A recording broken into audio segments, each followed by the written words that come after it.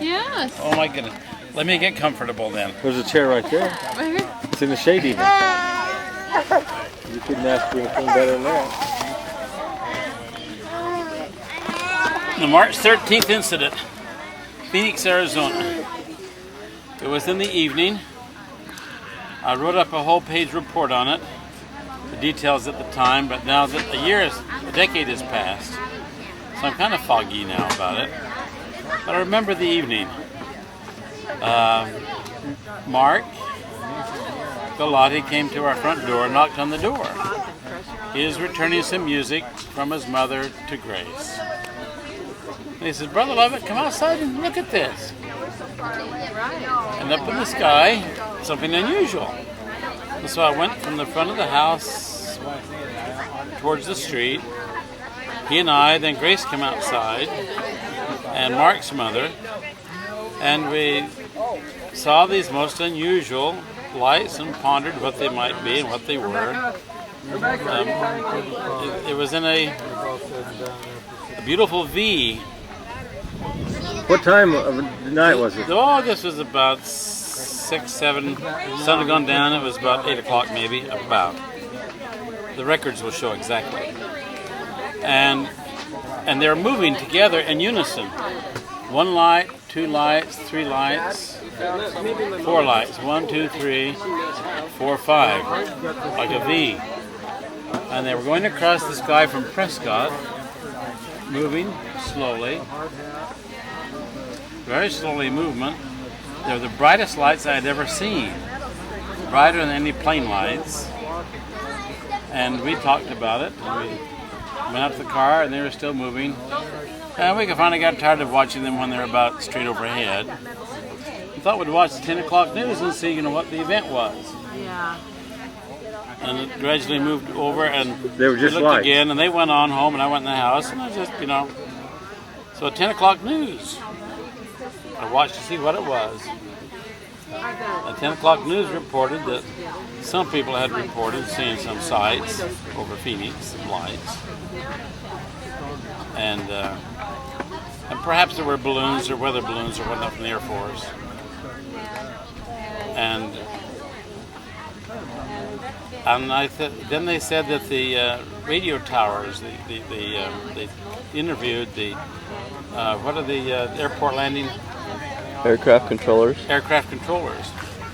And they reported nothing unusual in the sky over Phoenix that night. But I was one of probably 10,000 that saw these lights. So I concluded we had awfully poor instrumentation in our military and government. Awfully darn good liars, one of the two.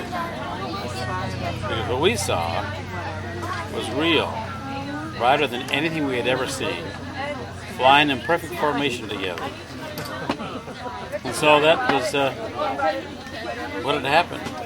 So I wrote and we had a city council lady who was concerned if these lights were over Phoenix, how this affected Phoenix, and her name was Barwood. And then she started talking about it, and the newspaper started writing about Frances Barwood. And so the next day or two, I actually wrote a whole page what events were as we saw them and perceived them to be, sent to her.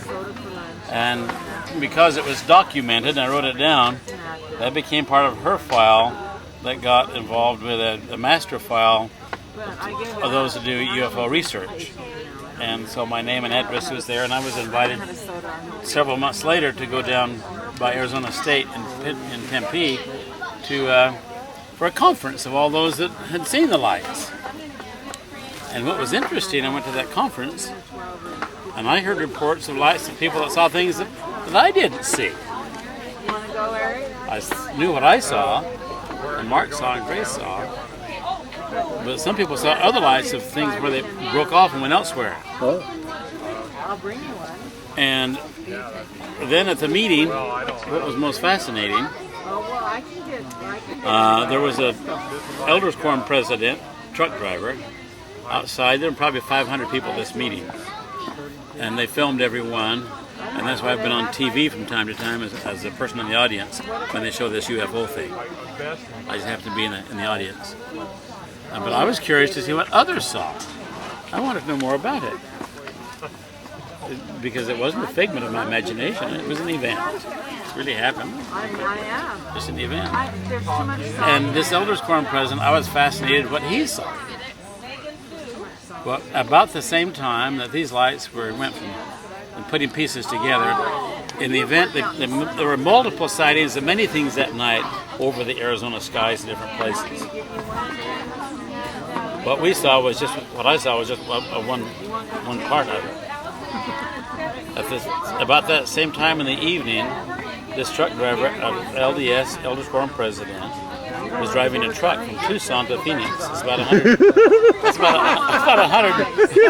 140 mile run, halfway between his Casa Grande.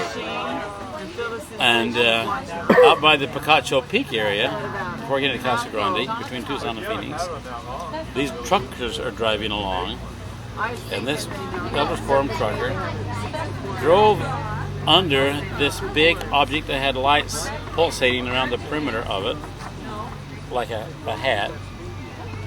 Lights were pulsating around it, and drove under this object. And it took him driving about 3 to 5 minutes, as I remember, to drive underneath it at 60 miles an hour. Maybe it was moving the same speed direction. Other truckers said they were talking to each other, also experienced driving under this object. It was standing still, as they could tell, which would make it a pretty good size, maybe over a mile or so in size. Others saw this, what I would probably describe now if I was writing a science fiction book, a giant hovercraft with different objects and lights coming to it and leaving it. And that which we saw in Phoenix went that way and probably was a part of that same event. I didn't see the other things. I just heard his testimony, personally what happened to him, what he saw. It was a large object. Large, humongous in size. The next time you go to the bathroom, you put that soap. And so I got fascinated with the topic, and then I read a book that some LDS guys had written Oh, you did about put it. soap out there? Grace didn't like it. She had me put it down, but I finished it anyway. And their theory was that these are works of the devil himself, a part of the latter days to deceive I'd rather people have soap that's and to have his own little empire and kingdom and world. So that was their perception, the only thing that they could do, which made more sense than Okay, anything. come on, let's go. Oh, come on. Let's So, go. Come show me what you At that got. time, I haven't thought about it since. Gotta do it. Occasionally, people ask me about it, but we just saw some lights flying in formation, brighter than anything we'd ever seen in the sky before, and not airplane lights, and not flares, and not weather balloons. So that's all I know. This is nothing. It's just some lights. UFO.